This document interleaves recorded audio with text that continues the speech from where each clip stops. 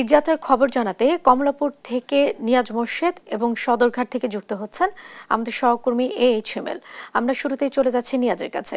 নিয়াজ, স্টেশনে যাত্রীদের ভিড় আপনি কেমন দেখছেন আর কোন অভিযোগ রয়েছে কিনা?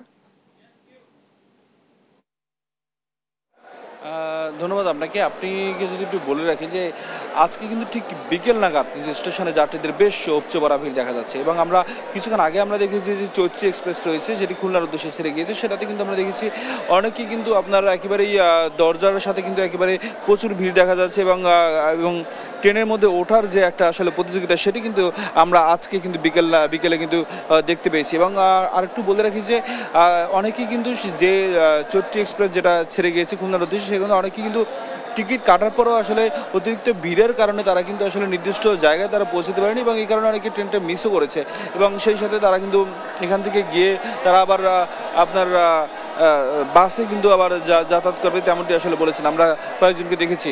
আমার এখন যে প্ল্যাটফর্মে যে ট্রেনটি দাঁড়িয়ে রয়েছে এটি কিন্তু আপনার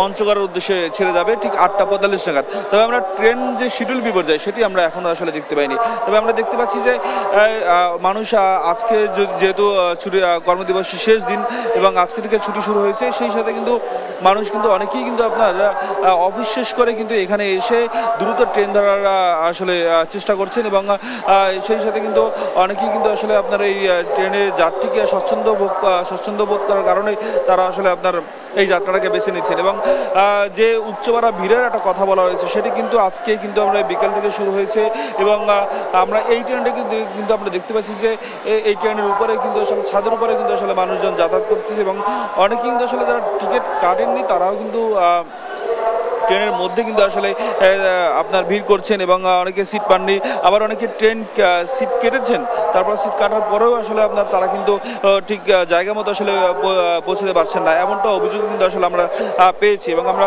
দেখেছিও অনেক যাত্রীরা আসলে ট্রেনটি মিসও করেছেন এমনটি আমরা আসলে দেখেছি। এবং সেই সাথে যদি একটু বলে রাখি যে আজকে থেকে কিন্তু যে Eid special train Bangladesh railway কর্তৃপক্ষ থেকে চালু হওয়ার কথা সেটি কিন্তু আজকে থেকে শুরু হয়েছে এবং এটি ঈদের পর এবং ঈদের আগে যে 2 দিন এবং ঈদের পরে মিলিয়ে মোট আসলে 5 জোড়া ট্রেন, মোট 10টি ট্রেন কিন্তু আসলে চলাচল করবে এবং সেই সাথে কিন্তু ঈদের দিনে কিন্তু আসলে কয়েকটি ট্রেন কিন্তু ঈদ স্পেশাল ট্রেন হিসেবে শুধুমাত্র ঈদের দিনই চলাচল করবে। এই ছিল আমার কাছে রাজধানী কমলাপুর স্টেশন থেকে সর্বশেষ তথ্য। আর সদরঘাটে এই মুহূর্তে আছেন আমাদের সহকর্মী ফাহিম। একটু জানাবেন আসলে সদরঘাটের বিস্তারিত।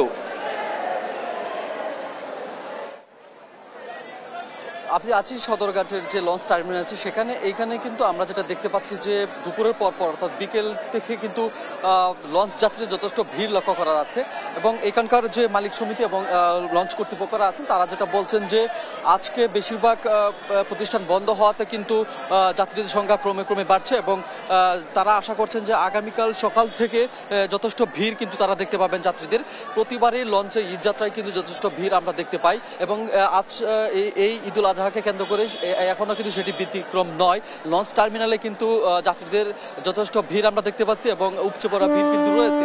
এখানকার যে যাত্রীরা আছে তাদের সাথে কথা বলেছি, তারা যেটি বলছেন যে টিকিট কাটা থেকে শুরু করে কোনো বিষয়ে খুব বেশি অসুবিধা হচ্ছে না, তারা স্বস্তির মধ্য দিয়েই কিন্তু এই লঞ্চ যাত্রায় তাদের বাড়ি ফিরছেন এবং তারা যেটি বলছেন যে গতবারের যে এইবার যে লঞ্চ যাত্রায় যে বিষয়গুলো থাকে টিকিট কাটা থেকে শুরু করে অন্যান্য যে বিষয়গুলো আছে সেখানে কিন্তু তারা খুব বেশি দুর্ভোগের সম্মুখীন হচ্ছে না তেমনটাই কিন্তু বলছেন।